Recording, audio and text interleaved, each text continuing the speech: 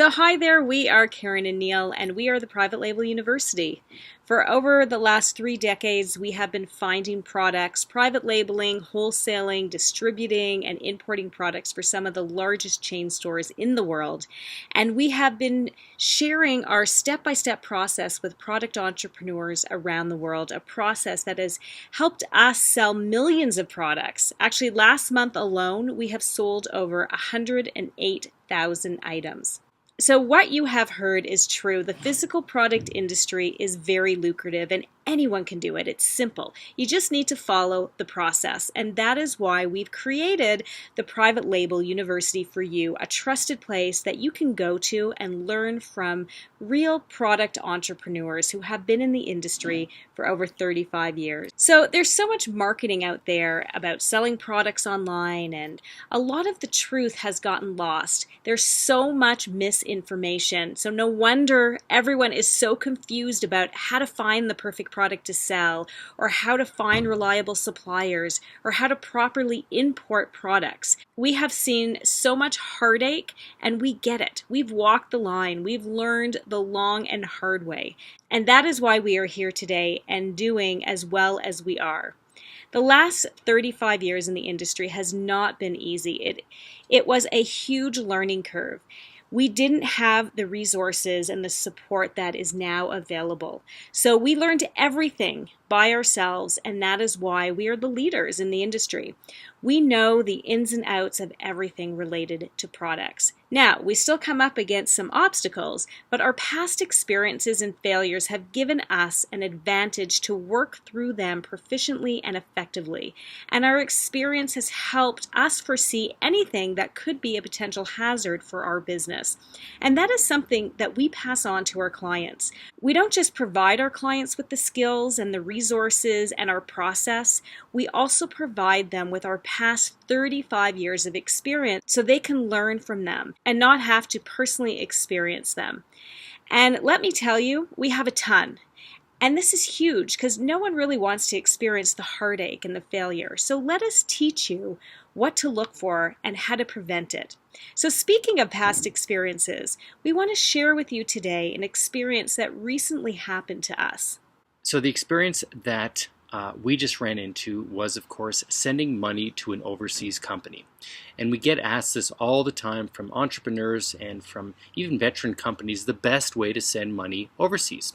So what happened was, I actually have done business with this one factory for over 10 years. And I've always wired them the same type of process. At times I've sent them letters of credit, but this was a smaller order. It was only $2,000, and I set up the wire to be sent to their company. Well, it took almost 36 days for the money to be released. Now, the money was sent, everything was arranged with the bank. The bank in the USA sent it to the bank in China, which was in Shanghai. It's a major branch in Shanghai.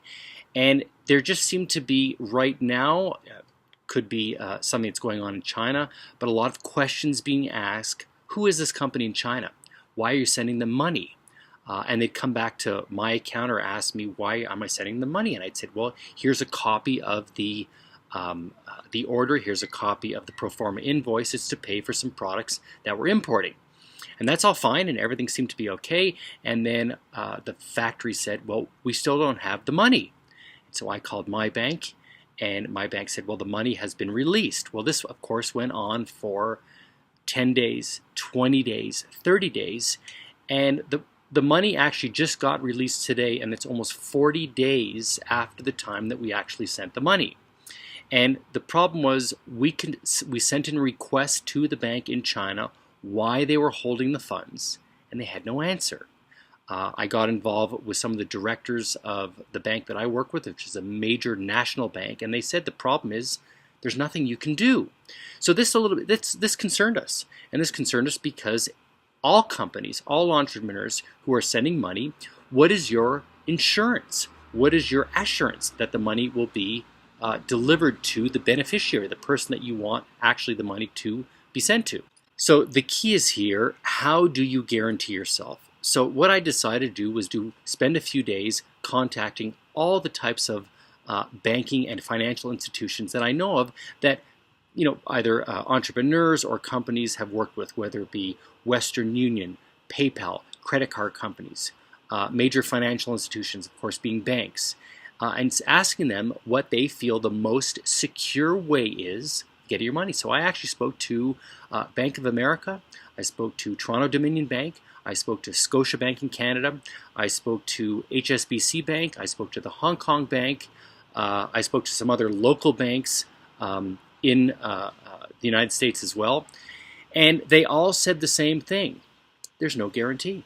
When you send the money, when the money is wired over to China or to another offshore account, there's no guarantee that that banking institution that you're sending it to will then release it to the beneficiary. So I said, well, what is the best way? And they all kind of jokingly said, the best way is deliver it yourself. So there you have it. This is a big problem for a lot of people, especially starting in the industry, on how to protect their money and their investment. So we're going to give you some tips of how to send money overseas so you can protect yourself. So tip number one, of course, the most secure way of the money that you're going to send. Now, of course, take this in consideration that if it's just a small order of $500, $1,000, a few $1,000s, probably anything under $10,000, where you could just do it through the banks and, of course, hope for the best. And I'm going to say 90% of the time, everything's going to arrive and go through safely. But if it's large sums of deposits for a large order, a substantial order, one container, a few containers, and of course that's up to you to decide if that's a substantial amount. But let's say it's an order for $50,000 for one item and you want to make sure that it's perfect, deliver it yourself. Get on an airplane, fly over to China, and pay for the goods to the beneficiary while you're inspecting them, and you're safe. So tip number one? Deliver it yourself. Make the payment to the actual beneficiary or factory yourself. So tip number two comes in two parts, A and B. The first part, A, being the most secure way, is a letter of credit, an LOC.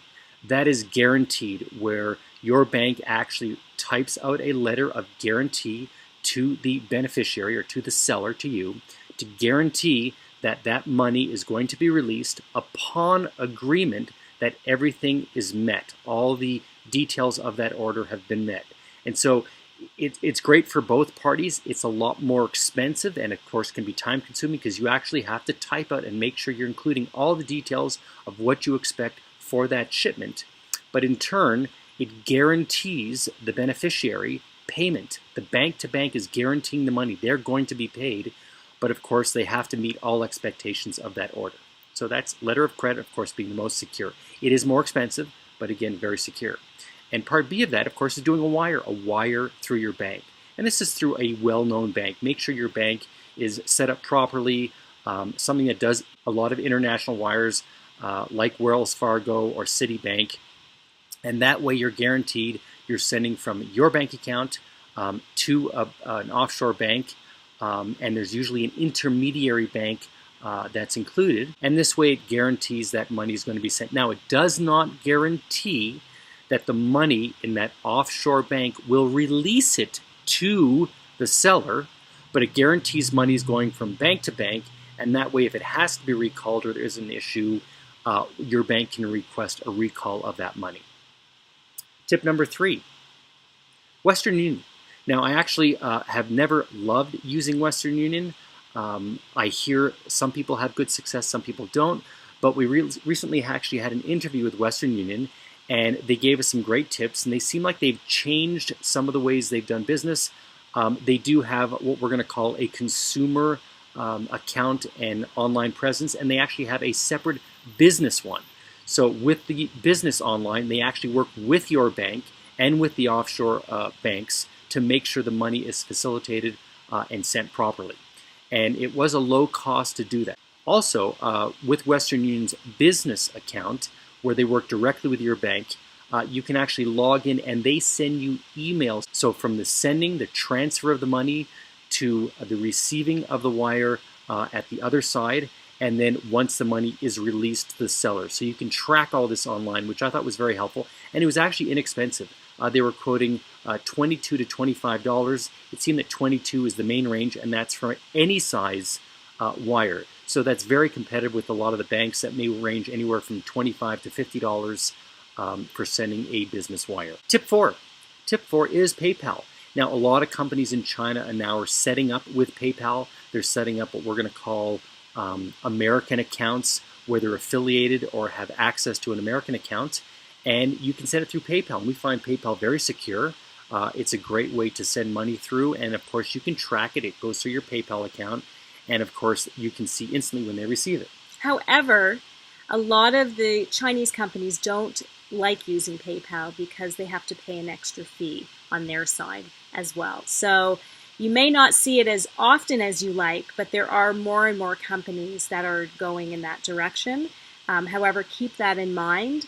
They may ask for you to personally send them money to their account instead of going through PayPal because they incur those extra fees. Right. But of course, beware of this. When you're sending money to a personal account, of course, there's no guarantee that you can come back and say, if they're just an agent for the factory, and the factory say, well, we never got paid. And if they happen to leave that company and you've sent a substantial amount of money, there's very little recourse you can take, and you're going to spend a lot of time. So that's can be dangerous. However, I'm going to say that also some of the companies, if you're going to be paid in PayPal, if it's an individual, they'll add that extra fee. They'll say there's an extra fee for arranging the PayPal. And again, it's security, but they're having to pay those fees, so they're just asking for them back.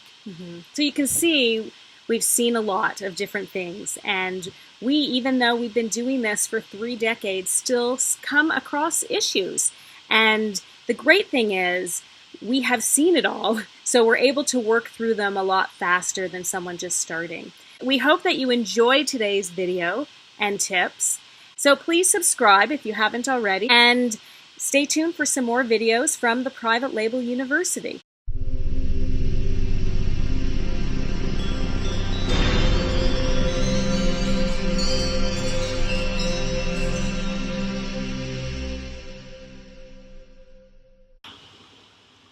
And remember to join us over on our website at www.privatelabeluniversity.com. And don't forget to sign up for our 5-day free boot camp to private labeling. You're going to find a ton of information, from finding that perfect product to sourcing to importing and then launching it. Enjoy. We will speak soon.